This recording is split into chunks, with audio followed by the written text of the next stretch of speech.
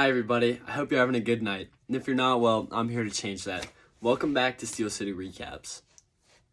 Before we begin with this episode, I would really appreciate you guys following my Insta, TikTok, and YouTube. It helps a lot, and I appreciate the support. Alright, let's get started with this recap. So to begin with, the Steelers win 16-13 versus the Ravens off a great game-winning drive from Kenny Pickett. Great game overall. I really enjoyed watching this game. Always coming down the last minute, though. Definitely a heart attack as a Steelers fan for sure.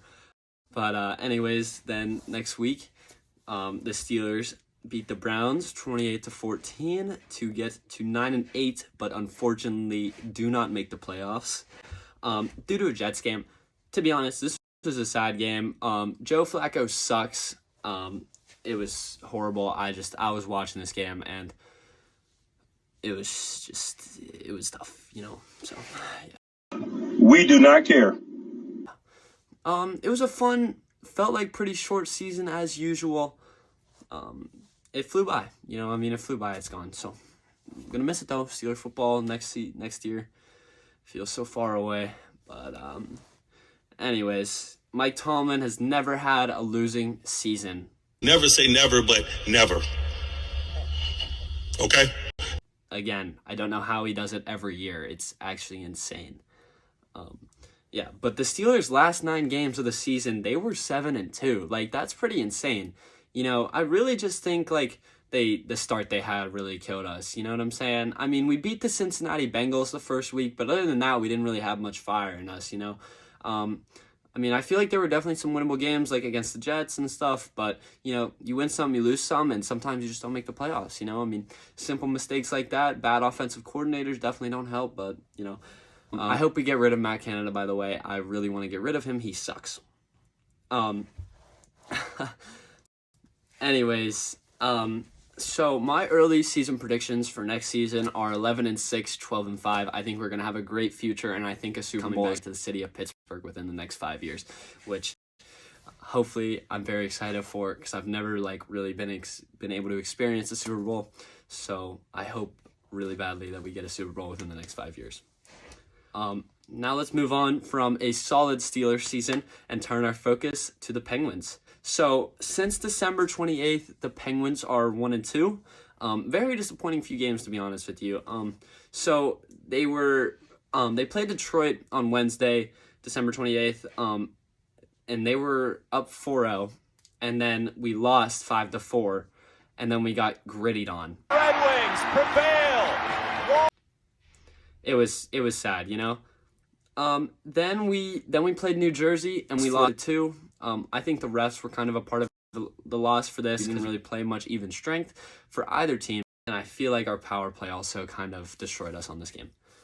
But then we played the Winter Classic and we were looking good the first 2 periods, and then, you know, our defense just kind of let us down. And I am not a fan of Chad Ruhwedel at all.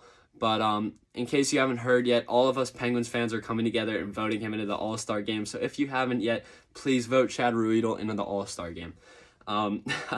Anyways, then we lost 5-2 to Vegas. Another horrible defensive breakdown. Not much Casey DeSmith can do, and I don't even really like Casey that much. But seriously, he's been playing pretty good recently. But I think he just needs to make a few more saves for us to really be given that chance, you know. But you know, then we played Arizona.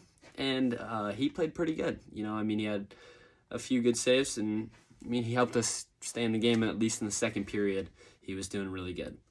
So, yeah, horrible stretch for the Penguins, you know.